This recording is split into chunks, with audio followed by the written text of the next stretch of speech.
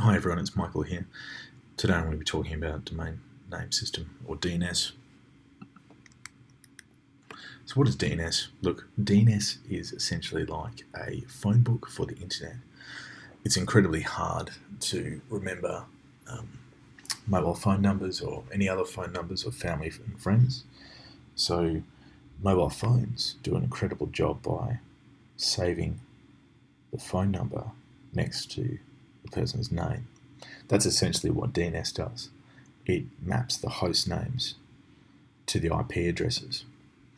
So instead of remembering 74.125.24.113, google.com is easily remembered by google.com. DNS uses UDP port 53 for requests, but it also uses TCP port 53 for zone transfers. So a typical DNS query is where a client will send a request to a DNS server and it will say, look, what is the IP address? If the DNS server has the information, it will respond with it. Otherwise, the DNS server can ask other servers for that information. There are various types of DNS records. Some of them are listed here that you might be familiar with. Your A-type record, it's a host address, a 32-bit address, IPv4. You've got your quad A, which is IPv6, which is 4 times A, which is 4 times 32, 128 bit. You've got other types, so MX, NS, you may be familiar with, mail exchange, name server, and then of course any records. DNS message typically looks like the image below. You've got an IPv4 datagram working on application layer. You've got the DNS fixed header. You've got these sections for question and answer and the authority, and then you've got the additional information.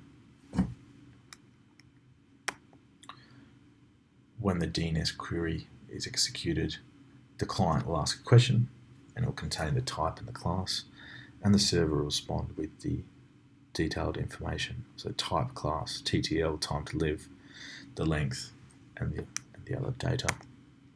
The tools that I'll be using to explain DNS are NSLOOKUP, which is available on all platforms, and Dig. So Dig is a tool for Unix, so Mac or Linux. Let's jump into the Wireshark demo. We'll start capturing the traffic. We'll open up a console or a terminal session and we'll look up ECU. And you can see that DNS has returned the IP address of 43.245.43.89. Now we can do some advanced commands, NSLOOKUP, to look for more information. So if we go to -type equals any, it will provide more information, which includes the quad A information and name servers. Now if we use Dig, I like Dig personally from a Unix perspective because it gives you the full, information from the whole datagram. So let's do that. So you remember the sections from the headers we described before. So you got the answer section, you got the authority, and the additional section. And that's by using the dig command. Okay, so let's stop that traffic. Now let's investigate this traffic a little bit more. So if you put your filter on DNS, and you can look at the standard query.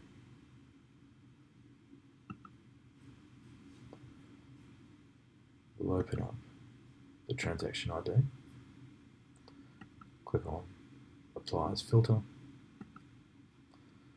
and that pulls out the client request and also the server response or answer, question and answer. So you can see from the client side, it's provided a dynamic port of 58,800 going to port 53 on the server. The transaction ID is there, and these flags. Now the interesting flag here is recursive is set to 1.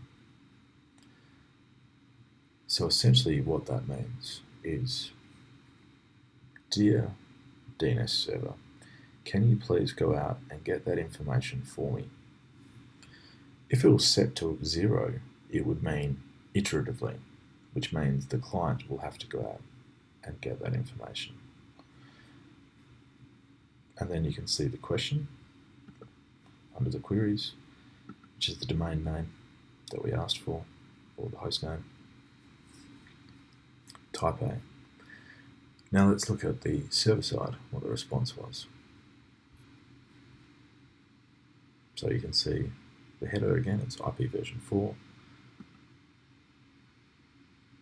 where it came through, and where it's going back to the client on 58,800 again.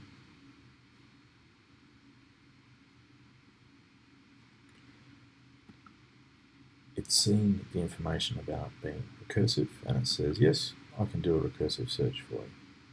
I'll go out and get that information, DNS information for you. The query as before, type A, and then you can see the answer. So we'll expand that answer out. So you've got ECU.edu, and you've got the TTL, which is 3,098 seconds.